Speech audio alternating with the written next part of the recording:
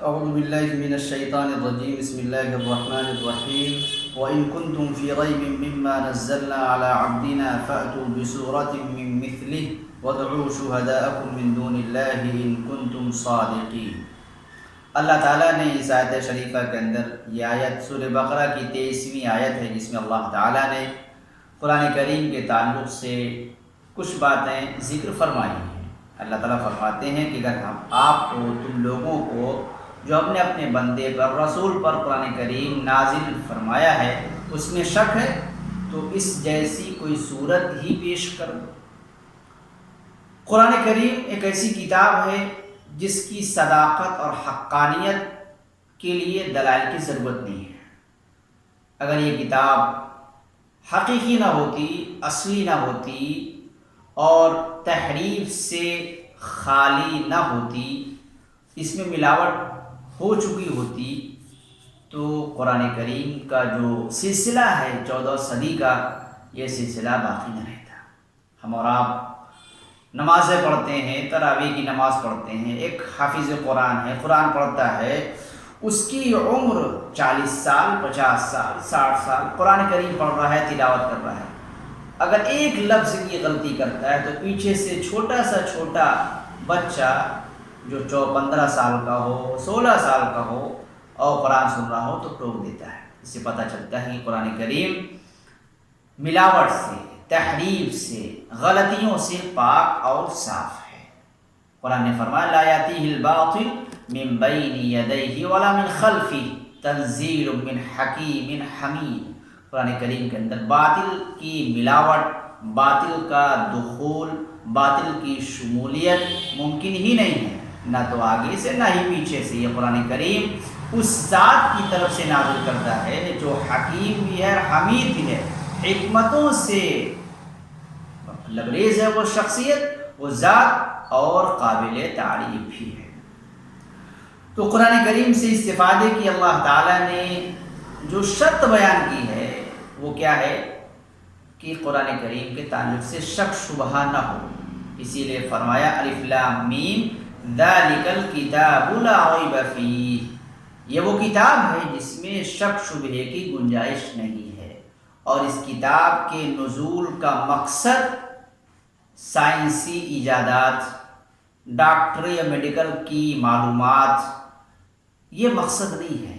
اس کتاب کے نزول کا مقصد ہدایت انسانیہ ہے، یعنی انسانیت کی رہنمائی، انسانوں کو صحیح راستے پہ لگانا، دنیا کو زندگی گزارنے کا ایک مکمل صحیح نظام عطا فرمانا ہے جس پر چل کر، جس کو اختیار کر کر دنیا جنت کا نمونہ بھی بن جائے گی اور اللہ کے نزدیک مقبول اور قابل تعریف بھی ہوگی.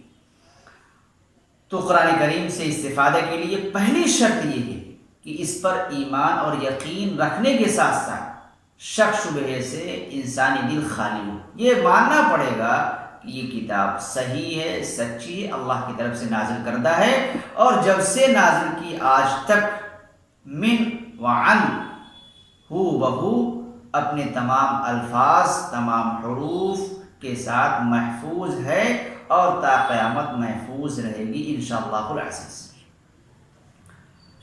شک ایک ایسا مرض ہے، شبہ ایک ایسا مرض ہے جس کے لاحق ہونے کے بعد، جس کے پیدا ہونے کے بعد، انسانی دل میں گھر کرنے کے بعد انسان اس حقیقی چیز، فائدہ مند چیز سے محروم ہو جاتا ہے، اس کی افادیت سے دور ہو جاتا ہے.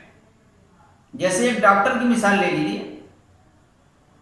ڈاکٹر ہے، بہت ماہر ہے، اس کی دوائیں بہت کارگر ہوتی ہیں، لیکن کوئی مریض اس کے پاس جائے اور اسے شک ہوگی، پتہ نہیں ڈاکٹر کیسے ہیں، دوا کیسی ہے، فائدہ ہوگا کہ نہیں ہوگا، تو وہ شخص اس ڈاکٹر کی معلومات اور اس دوا کے فوائد سے فائدہ حاصل نہیں کر سکتا.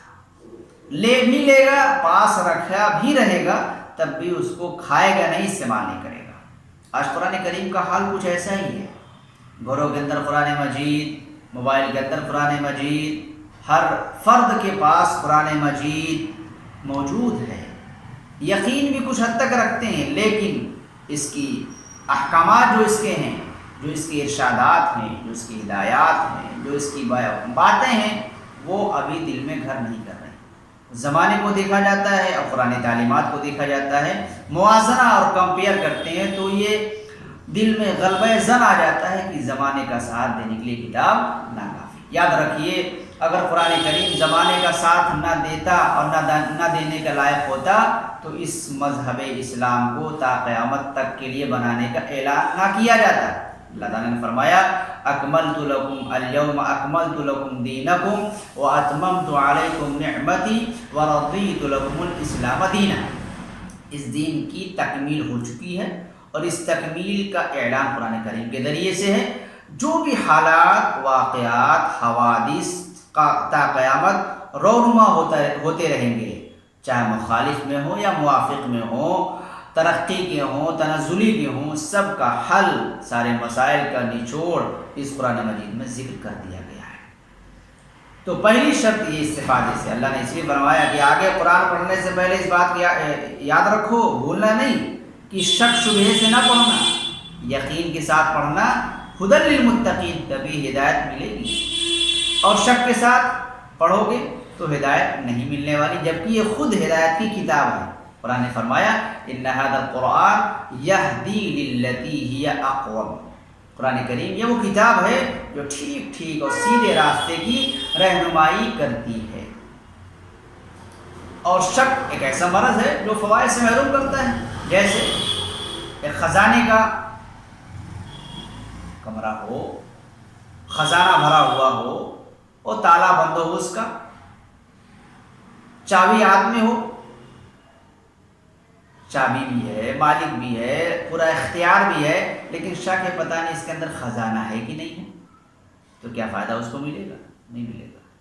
وہ تالا بھی نہیں کھولے گا، چابی موجود ہوگی۔ قرآن کریم ہمارے پاس ہے، ہدایت کی کنجی ہمارے پاس ہے، لیکن اس کی باتوں پر، اس کے احکامات پر، اس کے پیغامات پر، اس کے ارشادات پر وہ یقین نہیں جو یقین ہونا چاہیے۔ اس لیے گویا کہ بیمار ہم سب ہیں، دوا ہمارے پاس ہے، لیکن شک شبہ ہونے کی وجہ سے اس دوا کو استعمال نہ کرنے کے نتیجے میں مزید بیماریاں اور بڑھتی چلی جا رہی ہیں۔ ایک واقعہ بیان کیا جاتا ہے، بوڑھے میاں تھے، شک کی وجہ سے، شک کے لیے اعلیٰ مثال ہے کہ شک ہو جانے پر آدمی اپنی چیز کو دوسرے کے حوالے کر دیتا ہے، چھوڑ کے چلا جاتا ہے۔ ایک بوڑھے میاں تھے، بکری لے کے جا رہے تھے، چور اچکے راستے میں بیٹھے لوٹنے کے لیے۔ ایک چور بیٹھا اچکا، کہا چچا میاں کہاں چلے؟ یہ بکری یہ کتا لے کے جا رہے ہیں آپ؟ چچا نے کہا نہیں، یہ تو بکری ہے۔ کافی دیر گفتگو ہوئی اور بات چیت ہوئی، شک پیدا کرنے کی مکمل کوشش کی، لیکن ان کو یقین رہا کہ نہیں یہ میری بکری ہے، بات کاٹے اور آگے چل دیے۔ دوسرا شخص آیا، وہ بھی راستے میں بیٹھا ہوا، اس نے کہا ارے کہاں کتا لے کے جا رہے ہیں آپ؟ کیسے کسی نے بیوقوف بنا دیا، کتا کیا ساتھ میں لیے جا رہے ہیں؟ شک پیدا کرنے کی گنجائش، شک پیدا کرنے کی کوشش کی جا رہی ہے۔